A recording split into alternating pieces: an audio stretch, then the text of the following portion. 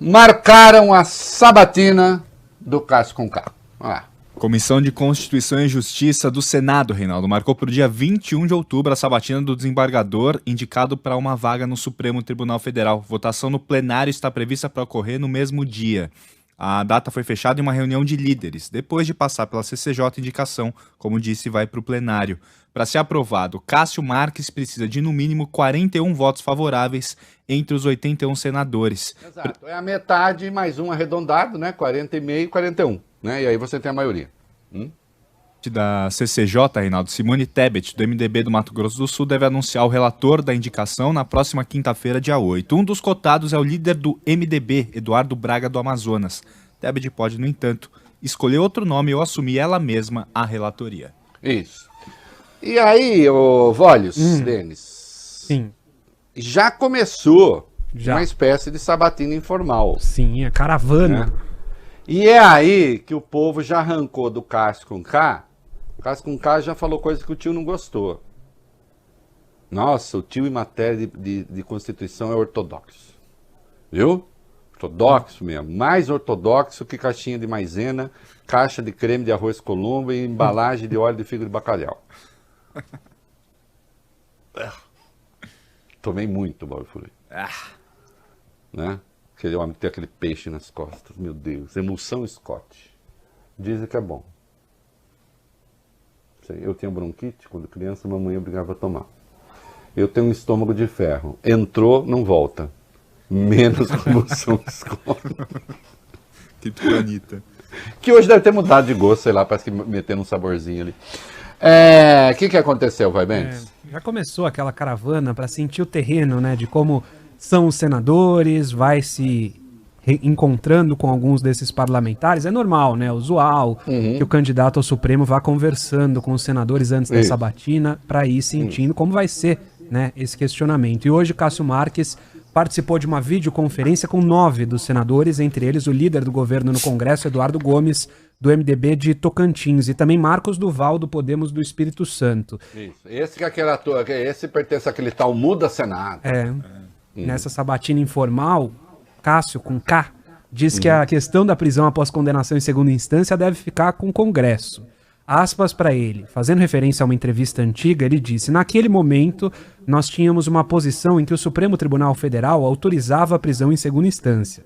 Nessa matéria, eu coloquei minha posição favorável à possibilidade de prisão em segunda instância, mas entendendo que esse ato de recolhimento ao cárcere, em razão de uma exigência não só processual, mas da própria Constituição Federal, ser feita por uma decisão fundamentada. O Supremo Tribunal Federal entendeu de forma diversa, em um momento posterior, e essa matéria está agora na competência do Congresso Nacional. Até para manter coerência com o que eu disse no início, eu tenho uma natureza de juiz daqueles que respeitam a decisão do parlamento. O que o parlamento brasileiro decidir será aplicado. É a casa que vai definir os rumos dessa matéria. Tem coisa certa e tem coisa errada. Vamos às coisas certas. É verdade, em 2016, o Supremo Tribunal Federal, atenção, isso aqui é fato. Vai pesquisar para ver que é fato. Viu? Não é baba de boca de caçapa. Em 2016, o Supremo Tribunal Federal decidiu que é possível executar a pena de prisão depois da condenação em segunda instância. Não é obrigatório, desde que haja uma fundamentação para isso. 2016. Passou a acontecer o quê? Começou a haver a prisão automática. Então, condenação em segunda instância, pimba, prisão. Havendo fundamentação ou não? Acontece, presta atenção, que existe o inciso 57 do artigo 5º da Constituição, que é cláusula pétrea, que não pode ser mudado nem por emenda, conforme determina o artigo 60 da Constituição. E lá está escrito: ninguém quer dizer ninguém, será considerado culpado quer dizer culpado, até o trânsito em julgado, quer dizer, não tem mais recurso, de sentença penal condenatória. Ou seja, enquanto houver recurso, a pessoa não pode ser presa por uma condenação em segunda instância. Todas as outras prisões continuam. Flagrante, prisão preventiva, prisão temporária. Isso é outra coisa.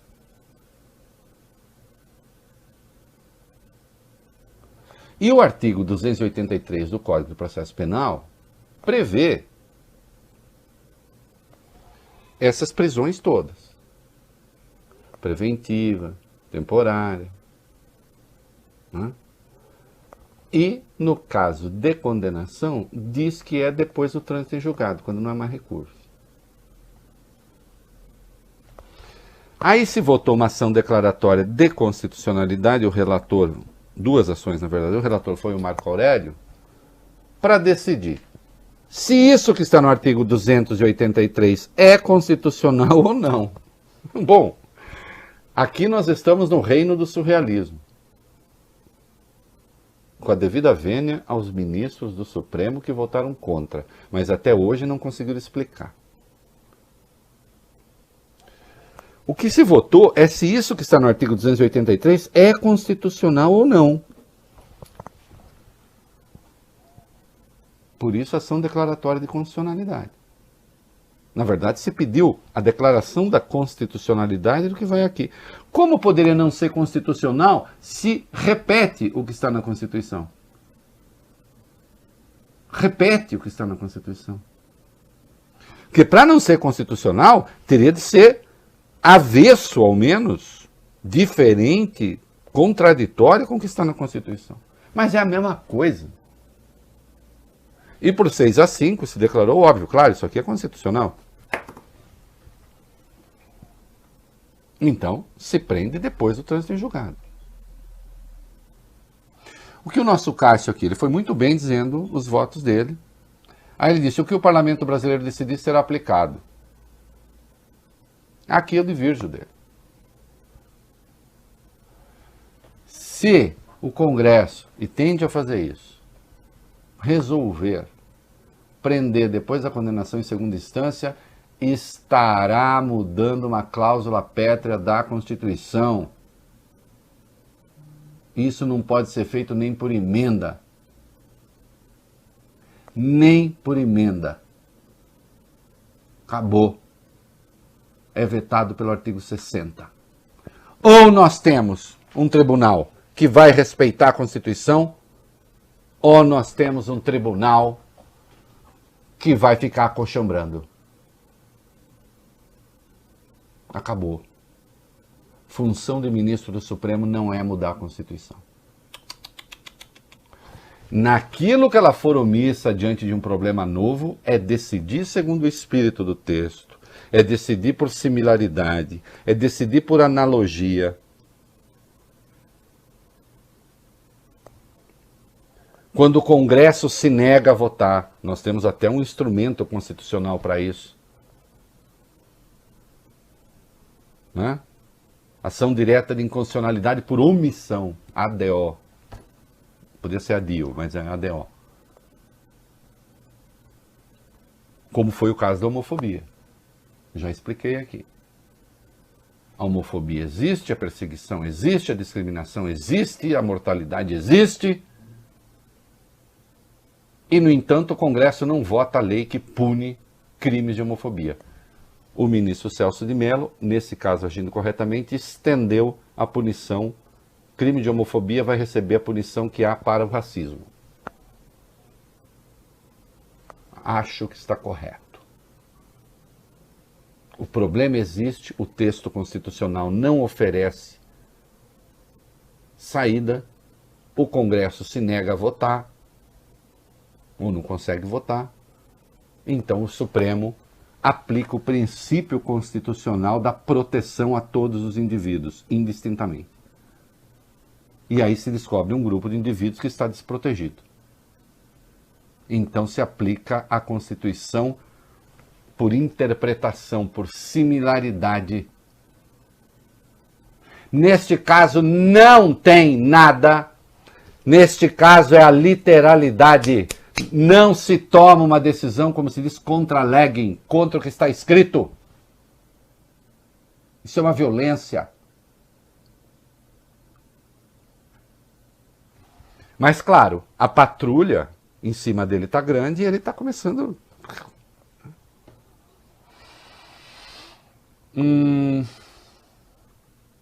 Ele comentou sobre os padrinhos. Vamos dar uma resumida aí, meninos? O que ele falou sobre os padrinhos. Quanto à questão da indicação, ele disse o quê, o Bob Furui? Ele disse que o seguinte, aspas, eu posso asseverar que foi exclusiva do presidente Bolsonaro. Há um ditado antigo em Brasília que diz que quando a imprensa ultrapassa 5 nomes como padrinhos de indicados é porque realmente não consegue descobrir nada. E é verdade. É verdade. É muito padrinho. Ah, ele diz, conheci o presidente ainda como deputado, nunca fui amigo do presidente, nunca tive uma aproximação maior, o que me levou a tentar uma aproximação, como tentei com muitas pessoas, eu era candidato a uma vaga que ainda virá do ministro Napoleão Nunes Maia, Superior Tribunal de Justiça. Está sendo transparente, era isso mesmo. Ele era candidato a isso. Mas aí, eu vou pular aqui o que ele disse sobre armas. Saiu uma matéria no Globo, olha bem. Apareceu um novo padrinho agora. Um novo padrinho. Com a devida vênia, com todo respeito aos repórteres, eu nem vou dizer assim, não vou falar, é mentira. Não, eu vou apelar à experiência pessoal, inclusive de vocês que estão me ouvindo. Quer ver? Sim. Padrinho Os nossos ouvintes são muito inteligentes. Uhum. Vão perceber de primeira. Né? E mesmo aqueles que nos odeiam, que estão ouvindo, continuam inteligentes, porque eles querem inteligência. Porque os burros já se pirulitaram daqui faz tempo. Afinal, o cardápio é imenso, né? Vamos ler só as aspas do que vai na matéria do Globo, meu querido Vale Bem. O nome do indicado à próxima vaga do Supremo Tribunal Federal, Cássio Marques, chegou a Jair Bolsonaro através de um esforço conjunto entre o advogado Frederic Vassef e o senador Flávio Bolsonaro, segundo fontes próximas ao Palácio do Planalto. Eu gosto das fontes. Porque já que a fonte não precisa aparecer mesmo, mas tudo bem. Vem cá. Eu tenho a minha santa mãezinha que, graças a Deus, está com a cabeça em dia ali, um açougue. Mas só que se eu quiser alguma coisa da minha mãe, em vez de eu pedir diretamente para ela, eu arrumo mais um intermediário para fazer um lobby, sabe? Junto com a mamãe. Vocês acham que o Flávio Bolsonaro precisa da ajuda do Vassef para tentar emplacar um nome junto ao pai? Faz sentido? Acontece que o Vassef caiu em desgraça agora também, tá aí, virou agenida. E aí ele concedeu uma entrevista à Veja e atacando outras pessoas. Coitado do advogado Roberto Podival. Apanhou na entrevista à Veja, aliás, incompreensível aquela entrevista. Por que se abre as páginas? Bom, cada um faz o que quiser. Para um ataque a uma figura que nada tem a ver com o caso. Ah, não, é porque ele foi advogado do ex-marido da minha ex-mulher. E aí, Paulo... É inacreditável. Ah, mas o senhor recebeu X, Y de tal empresa. Por quê? Ah, isso eu não posso contar. Ah, então tá bom. Agora eu quero falar mal de fulano. Isso, muito bem. Grande. Agora vem cá. É preciso usar o Vassef? O Flávio precisa do Vassef para indicar o Cássio? Mas o Cássio não era uma indicação do Gilmar? Ou do Toffoli? Ou do Centrão, ou do sei o quê, ou da Lava Jato, dos adversários da Lava Jato, ou do...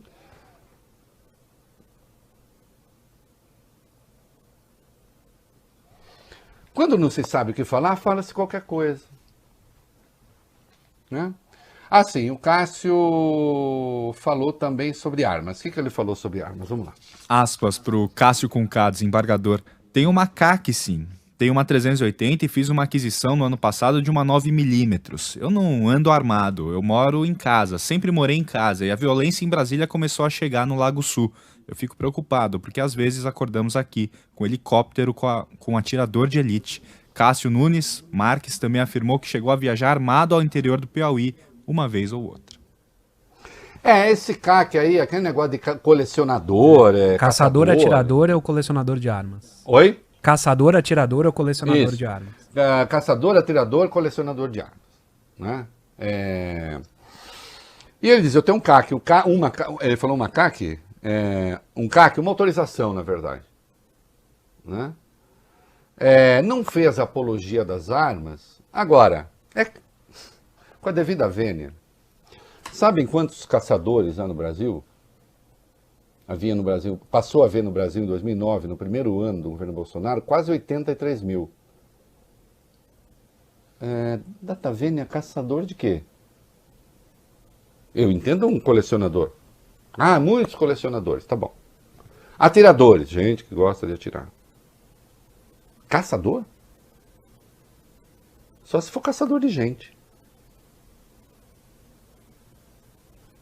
Aí voltamos ao Czar Naturalista, o poema do Carlos Drummond de Andrade. Né? Momento cultural. Chama, na verdade, anedota búlgara.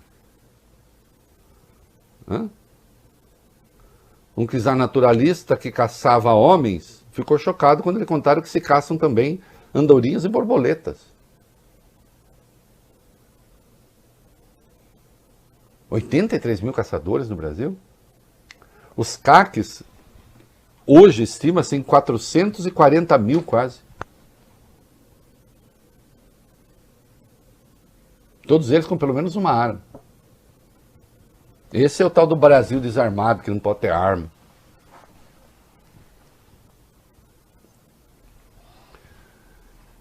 Só estou dizendo que, e eu não sou contra a posse de arma, porte é outra coisa. Né? Porte é outra coisa. Andar armado por aí não. Né? Posse é possível. Agora, evidentemente, ele está começando a se ajoelhar aos pés daqueles que ficam enchendo o saco dele. O Bolsonaro, mais uma vez, justificou, né, as portas do Palácio do Planalto, justificou a nomeação, e disse assim, impressionante, tudo que se aproxima de mim acusa o cara de tudo, parecia até que ele era um dos bandidos mais procurados do Brasil. Sim, presidente, a oposição não disse uma palavra, quem está fazendo isso são seus apoiadores. Gente ruim. Então puxa a orelha dos seus apoiadores. Né?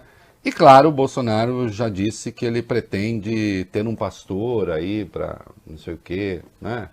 O próximo, que bonito seria se o tribunal começasse sempre com uma oração. Né? Esse vai fazer a sabatina casada, também para indicação do TCU. O TCU vai ser a sabatina do Jorge Oliveira, provavelmente dia 20, no Senado, e dia 21, a do Cássio Oliveira. Né? É isso aí, molecada. Vai, Beni. Quem não está em São Paulo, fica com o noticiário local. Né? Nós seguimos no É da Coisa, aqui, na internet, no aplicativo, né, nas redes sociais e no rádio, né, em São Paulo. Eu perdi. É só ir às redes sociais depois que você encontra. Né? Meu filho, não cai em conversa, não. Pergunta antes. Faça a pergunta a si mesmo. Fala assim, puxa vida, quando eu quero alguma coisa do meu pai, eu mobilizo um amigo meu para conseguir para mim. Faz sentido? Né? Será que o ministro consegue atender todas essas vontades ao mesmo tempo?